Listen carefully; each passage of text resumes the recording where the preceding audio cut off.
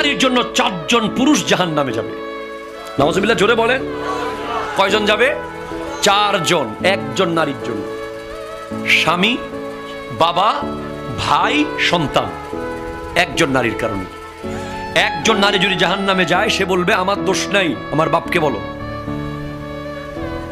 এরপর বলবে তোমার বাপ তো বলতেছে তোমার বিয়ের পরে তার দায় না, তাহলে আমার স্বামীকে ডাকো। স্বামী বলবে আমার বয়স হয়ে গিয়েছিল, আমি তো পারি নাই, তখন বলবে আমার ভাইকে ডাকো। ভাই বলবে তোর কাজ তুই ঠিক বুঝিস, আমি কেন, তখন বলবে আমার ছেলেকে ডাকো। 4 জন পুরুষকে অ্যারেস্ট করা হবে জাহান্নামে 1 জন নারীর কারণে। আর 1 জন নারী যদি শিক্ষিত হয়, লক্ষ লক্ষ পুরুষ জান্নাতে যাবে।